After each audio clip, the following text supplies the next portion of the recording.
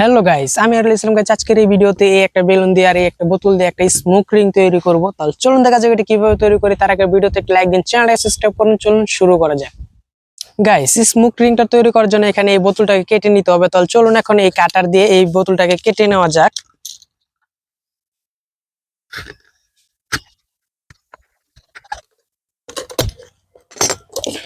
Guys, বোতলটাকে কেটে নিয়েছি। এখন এই বোতলের মধ্যে এই বেলুনটাকে লাগাতে হবে এই জায়গাটায়। তাহলে চলুন এখন এই বেলুনটাকে কেটে নেওয়া যাক। এই কেসকি দিয়ে এই বেলুনটাকে কেটে নিই। গাইস, বেলুনটাকে কেটে নিয়েছি। এখন এই বেলুনটাতে এই বোতলের মধ্যে লাগিয়ে নিব।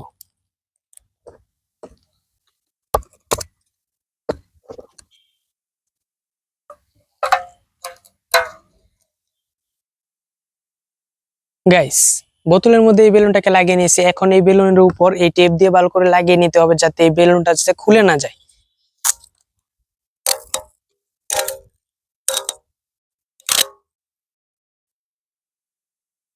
গাইস, বেলুনের উপর টেপটা লাগিয়ে নিয়েছি। এখন এই টেপটাকে কেটে নিব। গাইস, এটাকে ভালো করে লাগিয়ে নিয়েছি। এখন এটার ভিতর ধোঁয়া ভরার জন্য অর্থাৎ স্মোক ভরার জন্য এখানে একটা ম্যাচের প্রয়োজন হবে।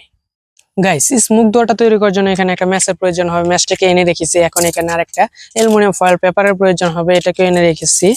এখন এই ম্যাচ থেকে কয়েকটা কাঠি বের করে এই অ্যালুমিনিয়াম ফয়েল পেপারের উপর রেখে দিতে হবে। গাইস, এই কাঠিগুলোকে এখন এই অ্যালুমিনিয়াম ফয়েল পেপারের উপর রেখে দিব। এখন এই কলমটা দিয়ে এটাকে মুড়িয়ে নিব।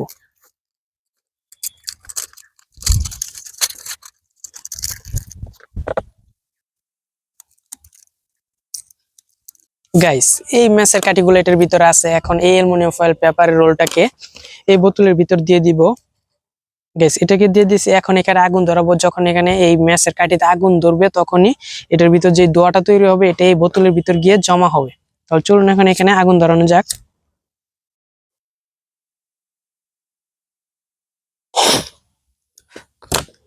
গাইস, দেখেন এটার ভিতরে কিন্তু অনেকগুলা ধোঁয়া তৈরি হয়েছে। এখন এটাতে এই সাইডে ধরে একটা হালকা চাপ দিলে দেখবেন এখান থেকে স্মোক রিং তৈরি হবে।